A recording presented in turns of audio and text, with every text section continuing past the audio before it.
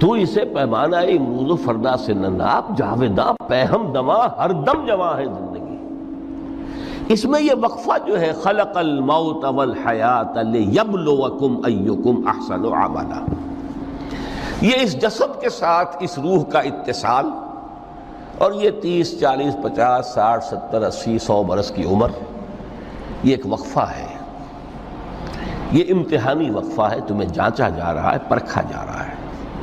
ایکم احسن عملا، اس کو بھی اقبال نے اسی نظم میں خوب بیان کیا ہے کہ قلزم ہستی سے تو ابھرا ہے مانند حباب، اس نیا خانے میں تیرا امتحان ہے زندگی۔ اب اگر تو دو چیزیں انسان پر واضح رہیں، اور نہ صرف واضح رہیں، مستحضر رہیں۔ واضح تو ہو جاتی ہے ایک چیز، پھر آدمی بھول جاتا ہے، تو کوئی فائدہ نہیں دیتا اس کے۔ مستحضر ایک یہ کہ اصل زندگی آخرت کی زندگی ہے، طویل ہے۔ بل توسرون الحیات الدنیا والآخرۃ خیر وابقیٰ کلا بل تحبون العاجلہ وتذرون الآخرہ، تم اس عاجلہ کو پسند کرتے ہو، اس دنیا کی زندگی کو تم ترجیح دیتے ہو، جبکہ آخرت ہے جو باقی رہنے والی ہے، ابدی۔ اگر تو یہ معلوم ہو، جیسا کہ سورہ عنکبوت کی آیت کے حوالے سے میں نے آپ کو آیت سنائی کہ وَمَا هَذِهِ الْحَيَاةُ الدُّنْيَا إِلَّا لَهْوٌ وَلَعِبٌ وَإِنَّ الدَّارَ الْآخِرَةَ لَهِيَ الْحَيَوَانُ لَوْ كَانُوا يَعْلَمُونَ، اصل زندگی جو ہے وہ آخرت کی زندگی ہے، کاش کہ انہیں معلوم ہوتا۔ ایک حقیقت تو یہ معلوم ہو اور مستحضر رہے کہ اصل زندگی آخرت کی زندگی ہے، اور دوسری حقیقت یہ کہ یہ دنیا کی زندگی ایک امتحانی وقفہ ہے۔ قلزم ہستی سے تو ابھرا ہے مانند حباب، اس نیا خانے میں تیرا امتحان ہے زندگی۔ یہ مستحضر رہے تو اس کا نتیجہ کیا نکلے گا؟ انسان دنیا پرست نہیں بنے گا۔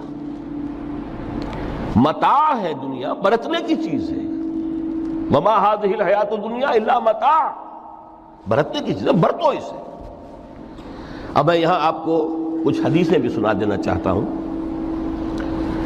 ایک حدیث میں حضور نے عجیب نقشہ کھینچا ہے، مالی ولی دنیا، لوگوں مجھے تمہاری اس دنیا سے کیا سروکار، انما مثلی کراکب استظل تحت شجرۃ ثم راح فترکھا، میری مثال تو اس سوار کسی ہے جو تھوڑی دیر کے لیے کسی درخت کے سائے میں سستانے کے لیے رک جاتا ہے، وہ اس درخت کو اپنی منزل نہیں سمجھتا، اپنا گھر نہیں سمجھتا، تھوڑی دیر کا سستانا ہے، پھر وہ اس درخت کو خیر بات کہتا ہے، اپنا راستہ لیتا ہے، اپنی منزل کی طرف رواں ہو جاتا ہے۔ بس اتنا تعلق، منزل یاد رہے۔ چنانچہ دوسری بڑی پیاری حدیث ہے، بہت مختصر بھی ہے، انما الدنیا خلقت لکم وانتم خلقتم للآخرہ، دیکھو یہ دنیا تمہارے لیے بنائی گئی ہے۔ خلق لکم ما فی السماوات و ما فی الارض، قرآن مجید کہتا ہے۔ اس لیے میں نے کہا تھا خلافت ہمیں دینی تھی تو سب کچھ ہمارے لیے بنایا گیا نا، یہ محفل سجائی گئی ہے ہمارے لیے، یہ سب ہمارے لیے بنایا گیا ہے، پورے عالم کو مسخر کیا گیا ہمارے لیے۔ سخر لکم، سورج بھی چاند بھی ہر چیز تمہارے لیے مسخر کی گئی ہے۔ انما الدنیا خلقت لکم وانتم خلقتم للآخرہ، لیکن تمہاری تخلیق ہوئی ہے، تمہیں بنایا گیا ہے، تمہیں پیدا کیا آخرت کے لیے۔ یہ منزل یاد رہے، میرا ٹھکانہ وہ ہے، میرا گھر وہ ہے، میری منزل وہ ہے، یہ راہ گزر ہے، یہ سفر ہے، یہ ایک وقفہ ہے، امتحانی وقفہ ہے۔ خلق الموت والحیات لیبلوکم ایکم احسن عملا۔ لیکن اب تیسری حدیث سنیے، اور یہ ہے وہ کہ جو اس دنیا کو، جو میں نے شروع میں کہا تھا، بڑی ٹھوس حقیقت ہے، یہ اللہ کی تخلیق ہے، سنجیدہ تخلیق ہے، ہم نے کوئی کھیل کود کے لیے تو نہیں بنایا ہے۔ ربنا ما خلقت ھذا باطلا، حضور فرماتے ہیں الدنیا مزرعۃ الآخرہ، دنیا آخرت کی کھیتی ہے۔ یہاں بوؤ گے تو وہاں کاٹو گے، یہاں بوؤ گے نہیں تو کاٹو گے کیا خاک؟ اس اعتبار سے غور کیجئے، یہ دنیا اور حیات دنیاوی کا ایک ایک لمحہ ایک بڑی عظیم حقیقت بن کر سامنے آتا ہے۔ ہماری حیات دنیاوی کا ایک ایک لمحہ ابدی ہے پوٹینشلی، کیوں کہ اس میں جو کچھ ہم کما رہے ہیں اس کے نتائج ابدی زندگی پر پھیلے ہوئے ملیں گے۔ تو گویا کہ یہ جو ہے یہ گھڑی محشر کی ہے، طور سے محشر میں ہے، بیشتر غافل عمل کوئی اگر دفتر میں ہے، یہاں کا ایک ایک لمحہ تمہارے لیے بہت قیمتی ہے۔ یہاں بو، محنت کرو، کاشت کرو تاکہ وہاں کاٹ سکو۔ الدنیا مزرعۃ الآخرہ۔ اب دیکھیے یہ جو انداز ہے قرآن کا، وَمَا الْحَيَاةُ الدُّنْيَا إِلَّا مَتَاعُ الْغُرُورِ، جو ہماری گفتگو کا آج عنوان ہے، اس کے دو نتیجے نکلتے ہیں عملاً۔ ایک نتیجہ جو صحیح ہے، جو قرآن نکالنا چاہتا ہے، جس کی طرف اسلام رہنمائی کرتا ہے۔ ایک ہے بالکل منفی نتیجہ جس کی اسلام نفی کرتا ہے۔ وہ منفی نتیجہ کیا ہے؟ دنیا دھوکے کی ٹٹی ہے، چھوڑو گھر گھرستی کو، دفع کرو، رب سے لو لگانی ہے۔ یہ شادی کر کے اور گھر گھرستی کا کھکیڑ مول لینا، کہاں ایک پیٹ کا پالنا، کہاں 10 پیٹ لگ جائے پیچھے، اسی میں آدمی جو ہے گم ہو کر رہ جاتا ہے۔ لہذا گھر گھرستی کو چھوڑو، تجدد کی زندگی گزارو۔ پھر یہ تمدن ہر جگہ شر ہے، برائی ہے، دھوکہ ہے، فریب ہے، جھوٹ ہے، دفع ہو جاؤ، جاؤ کہیں پہاڑوں کی چوٹیوں پر، کہیں غاروں میں، گپھاؤں میں، کہیں جنگلوں میں دھونی روا۔ یہ ہے اس کا ایک منطقی نتیجہ جو نکلا ہے دنیا میں، اور تقریباً تمام مذاہب عالم میں نکلا ہے۔ رہبانیت جس کی جس شد و بد کے ساتھ نفی کی ہے محمد رسول اللہ صلی اللہ علیہ وسلم، لا رہبانیت فی الاسلام، اسلام میں کوئی رہبانیت نہیں، نفی ہے، مکمل نفی، لا رہبانیت فی الاسلام۔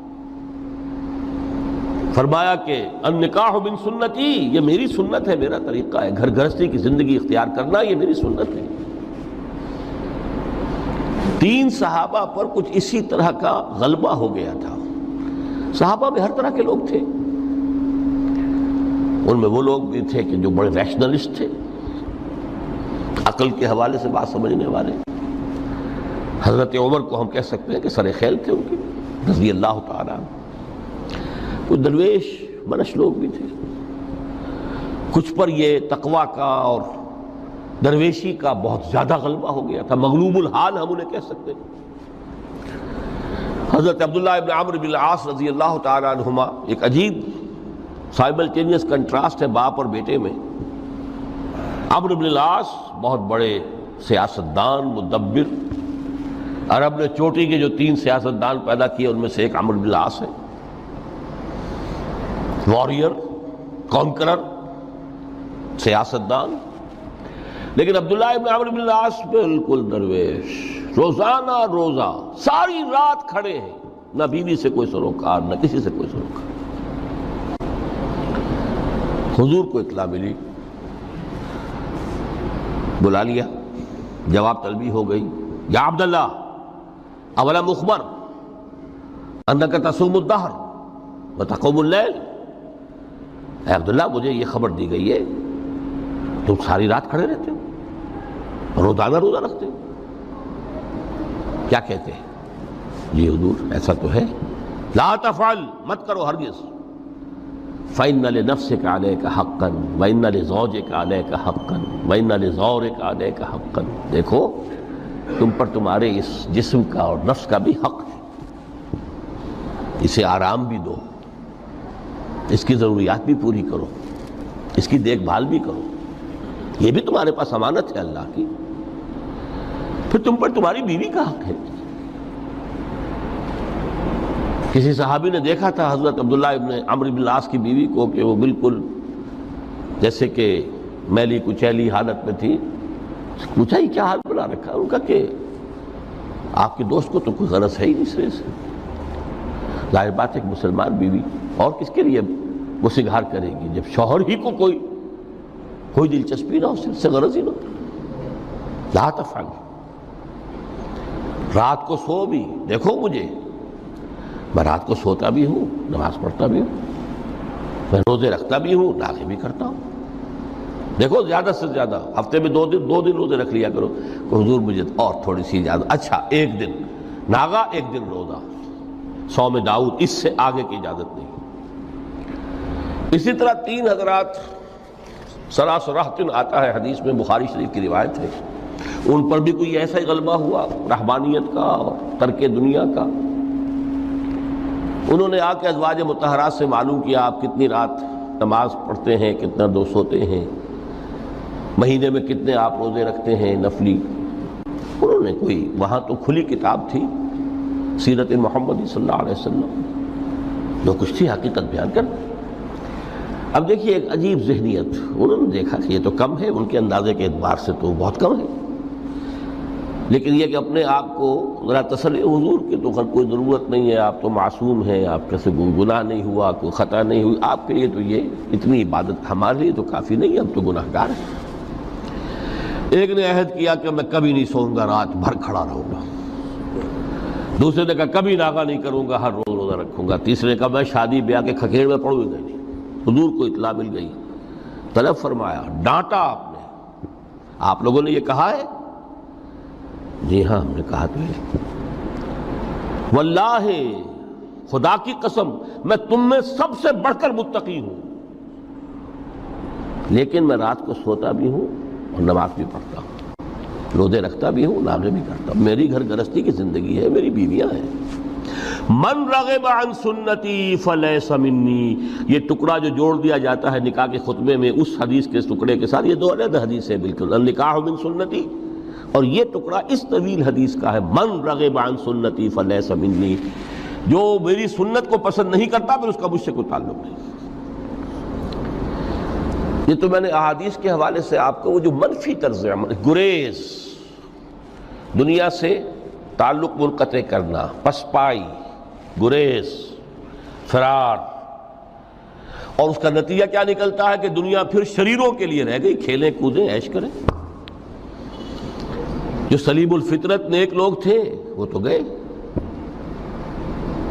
لہذا ان کو اب کوئی روک ٹوک کرنے والا ہی نہیں، کوئی پوچھنے تاشنے والا نہیں. ظالم جو چاہے ظلم کریں اور جس طرح چاہیں شریر جو ہے شرارتیں کریں. قرآن مجید میں سورہ حدید اس اعتبار سے نہایت عظیم صورت ہے، نہایت عظیم صورت ہے کہ وہاں یہ آیت بھی بہت ہی شاندار انداز میں آئی ہے، متاع الغرور والی، خاصی طویل آیت بن کر آئی ہے. اور جیسا کہ میں نے عرض کیا 4 جگہ تو حیات دنیاوی کو کہا گیا ہے صرف لہو و لعب یا لعب و لہو، لیکن یہاں جو ہے آیت نمبر 20، اعلموا انما الحیات الدنیا لعب و لہو و زینت و تفاخر بینکم و تکاثر فی الاموال والاولاد. 5 الفاظ کے حوالے سے اس حیات دنیاوی کے کچھ حقائق بیان کیے گئے. عام طور پر سرسری طور پر لوگ گزر گئے ہیں. محاورتاً جب بھی آتا ہے معاملہ لہو لعب، لعب و لہو، وہ تو 4 جگہ ہے، یہاں 3 الفاظ مزید آئے ہیں، اور ترکیب کیا؟ پہلے لعب ہے پھر لہو ہے. سورہ عنکبوت میں لہو و لعب یہ در حقیقت ایک طرح سے محاورے کی شکل اختیار کر گیا، تماشا اور کھیل، لیکن نہیں، یہاں ترتیب کچھ اور ہے. اس پر اگر آپ غور کریں گے تو یہ ایک عجیب سا نقشہ سامنے آتا ہے. حیات دنیاوی کے 5 ادوار، جن میں سے ہر دور میں ایک شے انتہائی اہم ہوتی ہے، توجہ کا مرکز بنی ہوتی ہے. ابتدائی دور ہے، بالکل بچہ بھی ہے، کھیل، بس لعب، اس کے سوا اسے کوئی زندگی سے سروکاری نہیں، زندگی کے تلخ حقائق ابھی اسے معلوم نہیں. بھوک لگی تو رو پڑے، ماں نے دودھ پلانا ہے، کھلانا ہے، ان سے تو کچھ نہیں کرنا اس نے، وہ لعب، کھیل. لیکن تھوڑا سا آگے چلتے ہیں، ٹین ایجر سٹیج میں جب داخل ہوتا ہے آدمی تو اب وہ نرا کھیل، معصومانہ کھیل نہیں رہتا، اس میں تلذذ، سینشول گریٹیفیکیشن کا عنصر شامل ہو جاتا ہے۔ اب اس نے کہا لہو، اعلموا انما الحیات الدنیا لعب و لہو۔ ذرا آگے بڑھئے تو انسان پر سب سے زیادہ دھن سوار ہو جاتی ہے، بناؤ سنگھار، میرا لباس فیشن کے مطابق ہو، کہیں ایسا نہ ہو مذاق اڑے۔ اپنے لباس کے بارے میں بہت کانشیس ہوگا، اپنے ہیئر کٹ کے بارے میں بہت کانشیس ہوگا، ہر چیز کے بارے میں بہت کانشیس۔ زینت، بناؤ سنگھار، آرائش، زیبائش۔ اس سے ذرا آگے گئے، تکاثر فی الاموال والانفس تفاخر بینکم۔ یہ سمجھیے کہ تقریباً 30 برس کی عمر جب انسان کی ہوتی ہے، اب فخر، تفاخر، یا دولت پر فخر ہوگا، یا نسب پر فخر ہوگا، یا اپنی کسی سیاسی حیثیت پر فخر ہوگا، اپنی چودراہٹ پر فخر ہوگا۔ تفاخر بینکم، جسم میں جان میں چونکہ توانائی ہوتی ہے، قوت ہوتی ہے، لیکن اس کے بعد جب عمر ڈھلی بڑا ریئلسٹک ہو جاتا ہے انسان۔ پھر یہ جو چوتھی سٹیج تھی، اس میں تو یہ کہ مونچھ نیچی نہ ہو، چاہے سب کچھ میں اپنا خرچ کر دوں، داؤ پہ لگا دوں، لیکن مونچھ نیچی نہیں ہوگی۔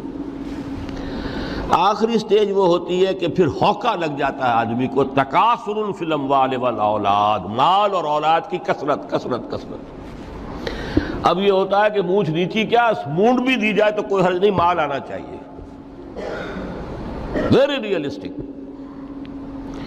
اور اسی حال میں انسان ہوتا ہے، آخری پارے کی صورت نے پھر اس میں ایڈ کر کے اس کے اوپر مہر لگا دی، الہاکم التکاثر حتی زرتم المقابر۔ یہ تکاثر جو ہے پیچھا نہیں چھوڑتا۔ اتنی دولت بھی ہے کہ آپ کی 10 نسلیں کھا سکے اطمینان سے بیٹھ کر، تب بھی صبر نہیں ہوتا۔ بڑے میاں کی ٹانگیں جو ہیں وہ قبر میں لٹکی ہوئی ہیں، لیکن تکاثر جو ہے، تکاثر مال، وہ پیچھا نہیں چھوڑتا۔ حتی زرتم المقابر، یہاں تک کہ قبروں تک جا پہنچے، قبر میں اتار دیا جائے، جب تک ٹانگیں صرف لٹکی ہوئی ہیں اس وقت تک نہیں۔ اس کے بعد تشبیہ دی ہے کہ یہ حیات دنیاوی کا جو ایک سائیکل ہے، اعلموا انما الحیات الدنیا لعب و لہو و زینت و تفاخر بینکم و تکاثر فی الاموال والاولاد۔ اب اس کو کمپیئر کیا ہے پلانٹ کنگڈم میں جو سائیکل چل رہا ہے۔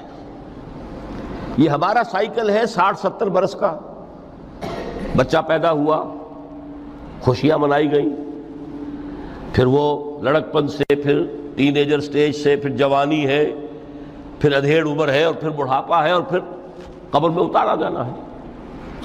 لیکن یہ کہ پلانٹ کنگڈم میں سائیکل چلتی ہے، کمثل غیث اعجب الکفار نباتہ ثم یہیج فتراہ مصفرا ثم یکون حطاما۔ یہ 4 سٹیج ہیں۔ جیسے بارش برستی ہے تو سبزہ نمودار ہوتا ہے، اور کاشتکار کو بڑا اچھا لگتا ہے، اس نے بیج بویا تھا، اس نے محنت کی تھی، اس نے ہل چلایا تھا، اعجب الکفار نباتہ، اس کو بہت اچھا لگتا ہے، دل باغ باغ ہو جاتا ہے۔ جیسے آپ کے ہاں بیٹا ہوا، پوتا ہوا، خوشیاں مناتے ہیں آپ۔ کمثل غیث اعجب الکفار نباتہ ثم یہیج، پھر وہ فصل اپنی پوری قوت کو پہنچتی، فصل لہرا رہی ہے، فتراہ مصفرا، پھر وہ زرد ہو جاتی ہے، وہ ہریاول اب ختم ہوئی، اب فصل پک گئی ہے، اب وہ زردی پر آ گئی ہے۔ ثم یکون حطاما، پھر وقت آتا ہے، اگر وہ خضرو گھاس ہے تو پھر وہ چورا چورا ہو کر پھر وہ مٹی میں مل جاتی ہے، اور اگر فصل ہے تو کھیتی کٹ گئی، اس کے بعد کیا رہ گیا وہاں، وہ چورا ہی رہ جاتا ہے باقی۔ یہ لائف کا سائیکل چل رہا ہے، 3 مہینے کا ہو، 4 مہینے کا ہو، یہ ہے پلانٹ کنگڈم کا، وہ ہے سائیکل انسانی زندگی کا۔ اب فرمائی ٹیپ کی بات جو ہے وفی الآخرۃ عذاب شدید ومغفرۃ من اللہ ورضوان۔ دیکھو دنیا کی زندگی تو ان سٹیجز سے ہو کر گزر ہی جانی ہے۔ جو پیدا ہوا ہے اس پر بڑھاپا بھی آئے گا، موت بھی آئے گی۔ کل نفس ذائقۃ الموت، جو سورہ آل عمران کی 185ویں آیت کا پہلا جملہ تھا۔ ہر انسان کو جو پیدا ہوا موت آنی ہے۔ اب یہ ہے کہ وہ کہیں آپ نے محل میں گزار لی زندگی، کسی کٹیا میں گزار لی زندگی، کسی کی فٹ پاتھ پر گزر گئی زندگی۔ زندگی گزر جاتی ہے، گزرتی ہے، اور ان 5 سٹیجز میں سے ہو کر گزرتی ہے۔ آپ گندی گلیوں میں بچوں کو کھیلتے ہوئے دیکھتے ہیں، وہ بھی کھیل رہے ہوتے ہیں، نالیوں کے پانی کے اندر کھیل رہے ہوتے ہیں، ان کا بھی کھیل ہے، گندے جوہڑ میں کھیل رہے ہوتے ہیں۔ وہ تو ہے زندگی کی وہ سٹیج جو ہے کھیل کی ہے۔ کسی کے پاس بڑے قیمتی کھلونے ہیں، ان سے کھیل رہا ہے، کوئی اس طرح گلی ڈنڈا کھیل رہا ہے یا کچھ اور کھیل رہا ہے۔ لیکن وہ 5 سٹیجز تو آئیں گی۔ اعلموا انما الحیات الدنیا لعب ولہو وزینۃ وتفاخر بینکم وتکاثر فی الاموال والاولاد کمثل غیث اعجب الکفار نباتہ ثم یہیج فتراہ مصفرا ثم یکون حطاما وفی الآخرۃ عذاب شدید ومغفرۃ من اللہ ورضوان۔ آخرت میں جا کر یہ بائیفرکیشن ہو جانی ہے، یا تو شدید عذاب اور یا اللہ کی مغفرت اور رضا۔ Now the choice is yours، اما شاکرا و اما کفورا، فیصلہ تم خود کر لو۔ وما الحیات الدنیا الا متاع الغرور، یہاں بھی آخری الفاظ وہ ہے کہ دنیا کی زندگی دھوکے کے سوا کچھ نہیں۔ کیوں؟ اگر تو دنیا کی زندگی میں گم ہو گئے، جیسے کہ اقبال نے کہا ہے کہ کافر کی یہ پہچان کے آفاق میں گم ہے، اور مومن کی یہ پہچان کے گم اس میں ہے آفاق۔ دنیا میں رہو، طالب دنیا نہ بنو، طالب عقبہ، طالب آخرہ۔ دنیا میں رہو، برتو، استعمال کرو، تمہارے لیے پیدا کیا گیا، بھائی برتو، متاع ہے، برتنے کی شے ہے۔ ہاں حلال اور حرام کی پابندیاں سامنے رکھو، باقی برتو۔ مطلوب یہ نہ ہو، مقصود یہ نہ ہو، مطلوب آخرہ ہو۔ انما الدنیا خلقت لکم وانتم خلقتم للآخرہ۔ منزل وہ رہے، مستحضر رہے، سامنے رہے کہ میں تو اجنبی ہوں، یہاں یہ میرا وطن نہیں ہے۔ الدنیا سجن المومن و جنت الکافر۔ جیسے کسی پرندے کو کسی پنجرے میں بند کر دیا گیا ہو، اس طرح ہمیں اس دنیا میں بھیج دیا گیا، اللہ کی مرضی ہے، اس نے بھیجا ہے۔ جب تک وہ چاہتا ہم رہیں گے یہاں، لیکن ہمارا دل یہاں نہیں لگے گا۔ بازار سے گزرا ہوں، خریدار نہیں ہوں، طالب دنیا نہ ہو، تب تو یہ کوئی دھوکے کا سودا نہیں، وطن نہیں، بالکل نہیں۔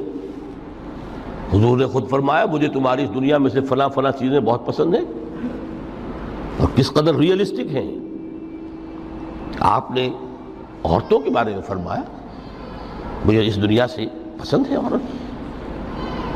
کوئی تصنع اور کوئی بھی تکلف اور کوئی خلاف فطرت بات نہیں کی محمد رسول اللہ صلی اللہ علیہ وسلم۔ آنکھوں کی ٹھنڈک میری نماز میں ہے، مجھے خوشبو پسند ہے۔ عورت کی طرف بھی آپ کا رجحان تھا۔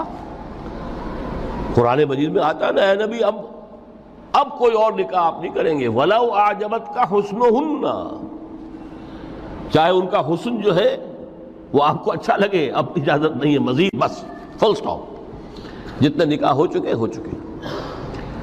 تو یہ دنیا کو حضور نے صلی اللہ علیہ وسلم دنیا پر سوار رہو، دنیا کو اپنے اوپر سوار نہ ہونے دو، بس بات صرف یہ ہے۔ کافر کی یہ پہچان کہ آفاق میں گم ہے۔ اسی لیے سورہ کہف کا ایک مرکزی مضمون ہے، پہلے رکوع میں بات آتی ہے اِنَّا جَعَلْنَا مَا عَلَى الْأَرْضِ زِینَةً لَهَا لِنَبْلُوَهُمْ أَيُّهُمْ أَحْسَنُ عَمَلًا۔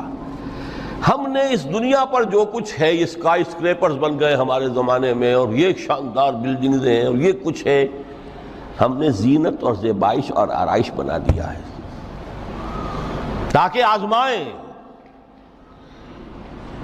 انہی کے حسن کے شکار ہو جاتے ہو اور ان کے پرستار بن کر رہ جاتے ہو۔ رخ روشن کے آگے شمع رکھ کر وہ یہ کہتے ہیں ادھر جاتا ہے دیکھیں یا ادھر پروانہ آتا ہے، پھر بھی اللہ ہی کے عاشق بنے رہو، اللہ ہی سے محبت کرو تو کامیاب ہو گئے۔ دنیا کو برتو. اگر دنیا یہ عروس ہزار داماد جو ہے اگر کہیں یہ محبوبہ بن گئی تو گئے ختم. اچھا دیکھیے اس سورہ حدید میں اب یہ دنیا کی حقیقت کو اس طرح بیان کر کے دو نتیجے جو اس سے نکلتے ہیں ان کو علیحدہ علیحدہ بیان کر دیا. ایک نتیجہ جو میں بیان کر چکا رہبانیت ترک دنیا، اس کی نفی کرتے ہوئے فرمایا وَلَقَدْ أَرْسَلْنَا نُوحًا وَإِبْرَاهِيمَ وَجَعَلْنَا فِي ذُرِّيَّتِهِمَا النُّبُوَّةَ وَالْكِتَابَ فَمِنْهُمْ مُهْتَدٍ وَكَثِيرٌ مِّنْهُمْ فَاسِقُونَ ثُمَّ قَفَّيْنَا عَلَىٰ آثَارِهِمْ بِرُسُلِنَا وَقَفَّيْنَا بِعِيسَى ابْنِ مَرْيَمَ وَآتَيْنَاهُ الْإِنجِيلَ وَجَعَلْنَا فِي قُلُوبِ الَّذِينَ اتَّبَعُوهُ رَأْفَةً وَرَحْمَةً وَرَهْبَانِيَّةً ابْتَدَعُوهَا مَا كَتَبْنَاهَا عَلَيْهِمْ. اصل مضمون یہ تھا جس کے لیے تمہید اتنی لمبی باندھی. ہم نے نوح کو بھیجا، ابراہیم کو بھیجا، ان کی اولاد میں ہی نبوت اور کتاب رکھ دی. پھر ان کے نقش قدم پر ہم نے اٹھایا عیسیٰ ابن مریم کو، انہیں انجیل دی. اور جو لوگ ان پر ایمان لائے ان کے دلوں میں رحمت اور رافت کے جذبات پیدا کر دیے، انسانی ہمدردی. حضرت عیسیٰ کا جو اپنا مزاج تھا ظاہر بات ہے کہ آپ کے حواریین اور آپ پر ایمان لانے والوں میں اسی کا ایک عکس پیدا ہونا تھا. لہذا وہ ایک خاص کیفیت، لیکن فرمایا ایک شے کو انہوں نے بدعت کے طور پر ایجاد کر لیا وَرَهْبَانِيَّةً ابْتَدَعُوهَا مَا كَتَبْنَاهَا عَلَيْهِمْ. رہبانیت کی انہوں نے بدعت ایجاد کر لی، یہ انہوں نے کی ہے، ہم نے یہ ان پر فرض نہیں کی تھی. یہ ہے وہ منفی نتیجہ. گریز، خانقاہوں میں جا کر بیٹھ جاؤ، موناسٹسزم، تجرد کی زندگی گزارو. نتیجہ اس کا کیا نکلتا ہے کہ بظاہر راہب اور راہبائیں رہ رہی ہیں اور رہ رہے ہیں، اور اندر جو حرام کاری کے بازار چل رہے ہیں، اور تہخانوں کے اندر حرامی بچوں کی قبروں کے قبرستان بنے ہوئے. ہسٹری آف کرسچین موناسٹسزم پر کتابیں پڑھ لیجیے، خود انہوں نے اپنے سارے جو ہیں بخیے ادھیڑ کر خود رکھ دیے. یہ رہبانیت، یہ اسلام کا راستہ نہیں ہے. احادیث کے حوالے سے میں آپ کے سامنے پہلے بیان کر چکا ہوں. میں بعد میں تھوڑا سا عرض کروں گا کہ ہمارے ہاں بھی یہ رسم کیوں آئی اور کیسے آئی. الحمدللہ اس درجے میں نہیں آئی جس درجے میں کہ کرسچینٹی میں آئی ہے، الحمدللہ ثم الحمدللہ. لیکن کسی درجے میں اگر آئی ہے تو کیوں آئی ہے یہ میں بعد میں عرض کروں گا. لیکن اس کا مل حیات الدنیا الا متاع الغرور کا دوسرا نتیجہ کیا ہے؟ پہلا نتیجہ تھا گریز کا، پسپائی کا، فرار کا، معاشرے سے نکل بھاگنے کا، تاکہ معاشرے میں اشرار کھل کھیلیں، جو چاہیں کریں. ایک راستہ یہ ہے، ترک دنیا کے معنی ہیں ترک لذات دنیاوی، آسائشوں کو ترک کرنا، سختیاں جھیلنا. کس لیے؟ تاکہ دنیا سے ظلم کا خاتمہ ہو،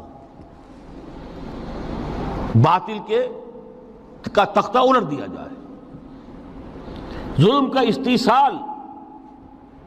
ظاہر بات ہے ظالم آسانی سے ظلم نہیں چھوڑے گا. ایکسپلائٹر واعظ و نصیحت سے اپنے ایکسپلائٹیشن سے باز نہیں آئے گا. شاذ ہوتے ہیں اس طبقے کے اندر بھی یقیناً کچھ سلیم الفطرت لوگ ہوتے ہیں، جیسے طبقہ اشرافیہ سے تھے حضرت ابو بکر رضی اللہ تعالیٰ عنہ، سلیم الفطرت انسان تھے. وہ کوئی غلاموں کے طبقے سے تو نہیں تھے، کوئی فقراء کے مساکین کے طبقے میں سے نہیں تھے، اونچے طبقے میں سے تھے. عشرہ مبشرہ اکثر و بیشتر اس طبقے سے تھے. لیکن بائی اینڈ لارج وہ جو طبقہ ہوتا ہے، یا تو وہ اپنے جبر اور استبداد کا تخت جو ہے جما کر بیٹھا ہوا لوگوں کی گردنوں کے اوپر، پولیٹیکل ریپریشن ہے، یا اکنامک ایکسپلائٹیشن ہے، استحصال. محنت لوگ کریں، کھائیں گے ہم، عیش ہم کریں گے. محنت کسان کریں جا کے کھیت میں، ہم لے آئیں گے اپنا حصہ اور عیش کریں گے.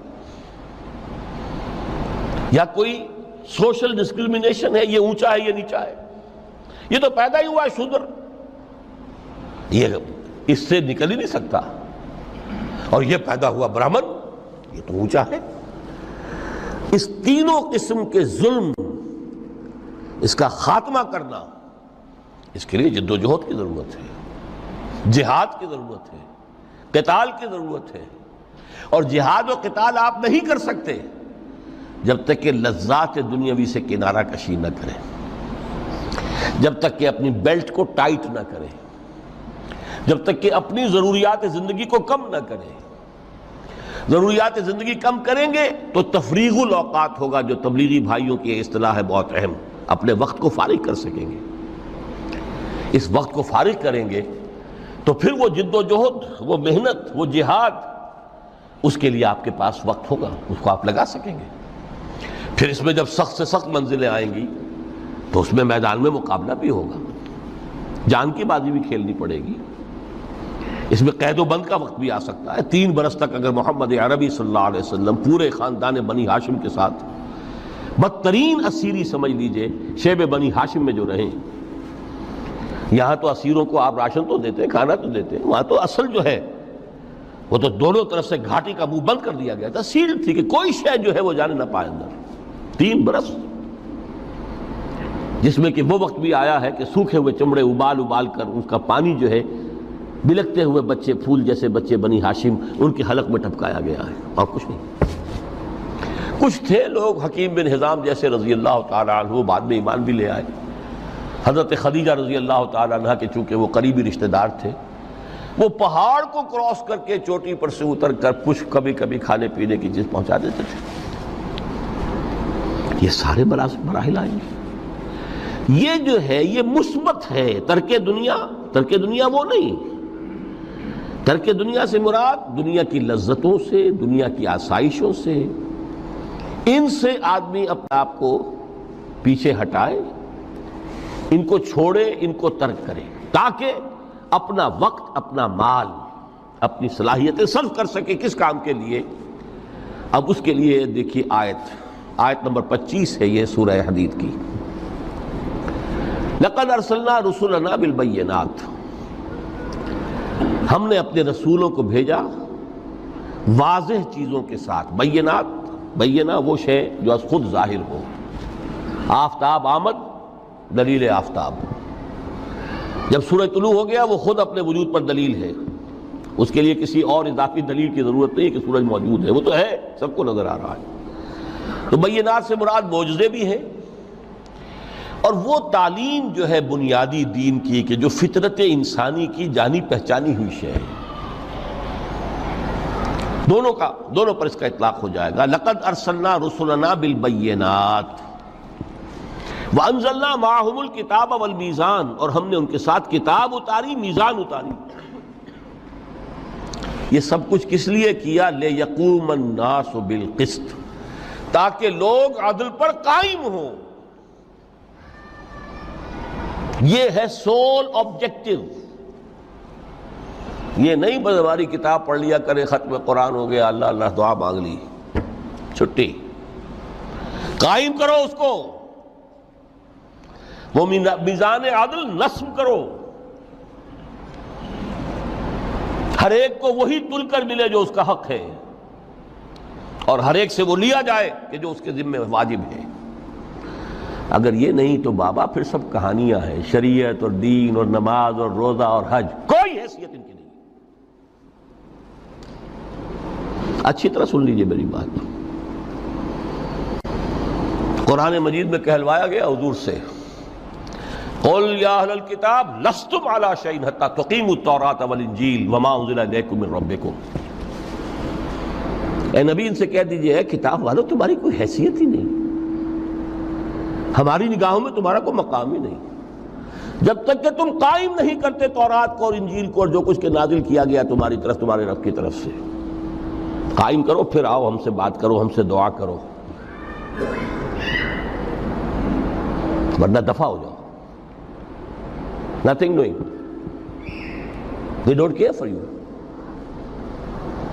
لستم علی شیء حتی تقیموا التوراۃ والانجیل وما انزل الیکم من ربکم۔ اب قانون خداوندی تو بدلتا نہیں ہے، نہ فرام پرسن ٹو پرسن، نہ فرام نیشن ٹو نیشن، نہ فرام امہ ٹو امہ، اٹل ہے۔ وَلَن تَجِدَ لِسُنَّتِ اللَّهِ تَبْدِيلًا وَلَن تَجِدَ لِسُنَّتِ اللَّهِ تَحْوِيلًا۔ سنت اللہ تو ایک ہے۔ اب اس آیت کو ذرا پڑھیے، قل یا اہل القرآن لستم علی شیء حتی تقیموا القرآن وما انزل الیکم من ربکم، کہہ دو اے محمد کہ اے قرآن والو تمہاری کوئی حیثیت نہیں ہے ہمارے سامنے جب تک کہ تم قرآن کو قائم نہیں کرو۔ پڑھ لو اور اس کے قرات کے مقابلے منعقد کرا لو اور سونے کے تاروں سے اسے لکھ لو اور اس کو جو چاہو کر لو، کوئی حیثیت نہیں۔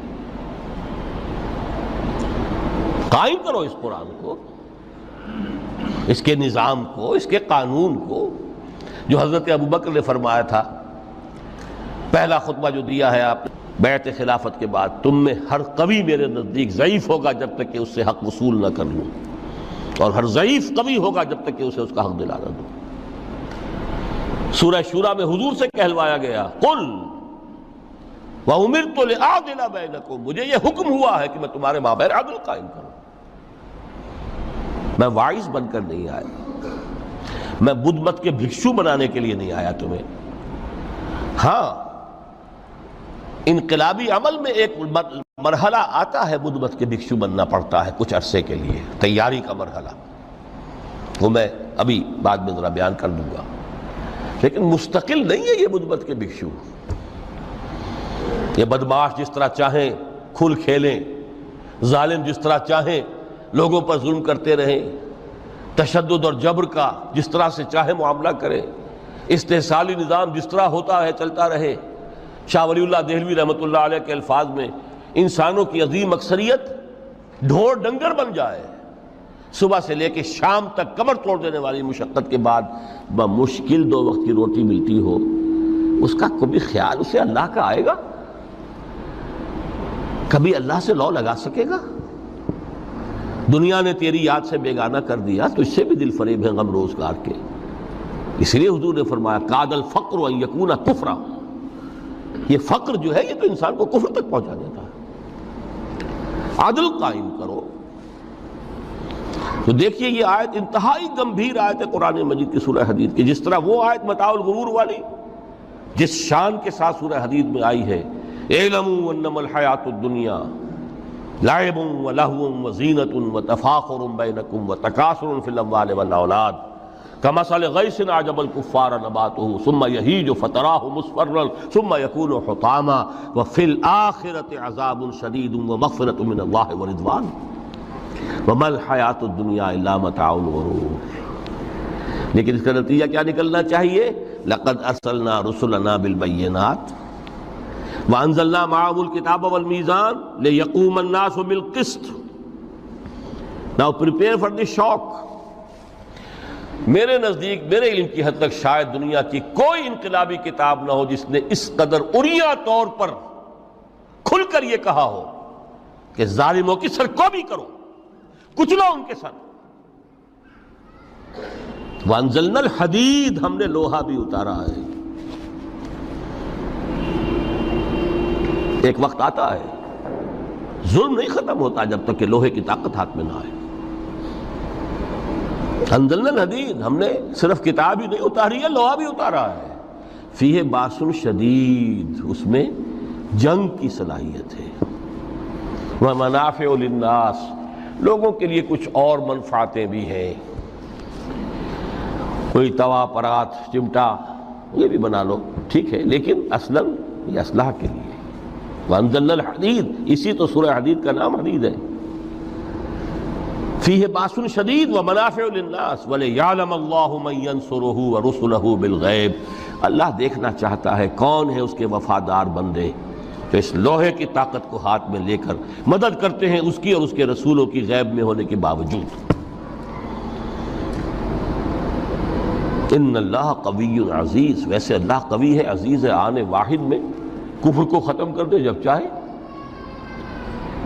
آنے واحد میں ظالموں کا ظلم جو ہے وہ ختم کر کے رکھ دے، وہ سب کچھ کر سکتا ہے۔ لیکن پھر تمہاری آزمائش کیسے ہوگی؟ کیسے معلوم ہوگا ہوز ہو، کس کا کیا مقام تھا، کس کے پاس کتنا یقین کا سرمایہ تھا، کس کے ایمان کی گہرائی اور گہرائی کا کیا عالم تھا، کس نے ہمارے دین کے لیے کیسی کیسی قربانیاں جھیلی ہیں۔ یہ ہے ترک دنیا جو موسٹ پروفاؤنڈ ہے، نتیجہ خیز ہے، خیر کو وجود میں لانے کے لیے ہے، لیکن اس کی مثالیں موجود ہیں۔ حضرت مصعب بن عمیر رضی اللہ تعالی عنہ ایام جاہلیت میں کہا جاتا ہے ان کا جوڑا جو ہے شام سے تیار ہو کر آتا تھا، جیسے کبھی مشہور ہے کہ پنڈت نہرو کا بھی کپڑے سل کر آتے تھے پیرس سے۔ موتی لال نہرو کا بیٹا، اور موتی لال نہرو وہ تھا کہ وائس رائے کی پہلی کار آئی ہے ہندوستان میں تو دوسری کار موتی لال کی آئی، اس کا بیٹا، اس کے کپڑے پیرس سے سل کر آتے تھے۔ مصعب بن عمیر کے کپڑے شام سے تیار ہو کر آتے تھے، اور وہ ہمیشہ عطر میں بسے ہوئے ہوتے تھے۔